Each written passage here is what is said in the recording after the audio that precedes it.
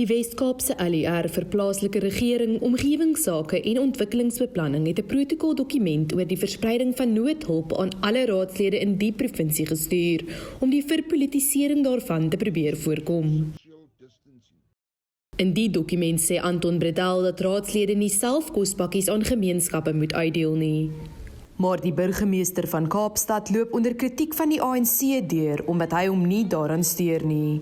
He has decided to anoint himself as the delivery boy for food parcels, instead of coming up with a clear strategy and take citizens of Cape Town about the strategy of the city of Cape Town in responding to COVID-19. Maar ek dink vir enige burgemeester is dit baie belangrik om betrokke te wees oor by wat in sy areas aangaan. Kaapstad is baie groot en ons sukkel om die geakkrediteerde maatskappye, NGO's en sovoorts te kry om gereeld, even SASSA is een van hulle, om hulle gereeld in die gemeenskappe te sien. Die uitrol van voedsel is verskriklik stadig. Ek was gister in die strand en in Makassar en daardie areas en ek kan vir jou sê, om kinders te sien na ons toe hardloop, om te sien hoe hulle net daar op die grond gaan sit en hulle slurp elke bietjie kos op. Die Kaapstad Metroraad verskaf bestanddele aan sowat 80 sopkombuise sodat lede van gemeenskappe mekaar kan begin voed sonder om van kospakkies afhanklik te wees. Plato sê hy gebruik ook die besoeke aan woonbuurte om maskers uit te deel en inwoners oor die gebruik daarvan op te lei.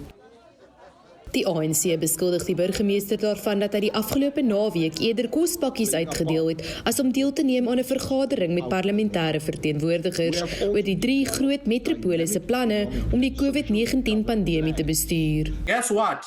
Our own mayor was missing. He was nowhere to be found. He was busy dishing food parcels around the city of Cape Town. The so-called plan for the city of Cape Town, which was not discussed nor approved by the council. It was a plan that was cooked by Craig Kesson, and who came there when he was asked, was this plan approved by council? He said no. And they were sent back. Daai stadium was ek nie besig met kospakkies uitdeel nie. Op daardie stadium was ek juis in 'n beplanningsvergadering rondom die coronavirus en dit is waarom ek nie daai gesprek kon bywoon nie. Die spreker van die Wes-Kaapse wetgewer sê die Metroraad met die aantuigings teen Plato eers self ondersoek voordat dit na die LER Anton Bredal verwys word. Nadine Tron, E-nuus, Kaapstad.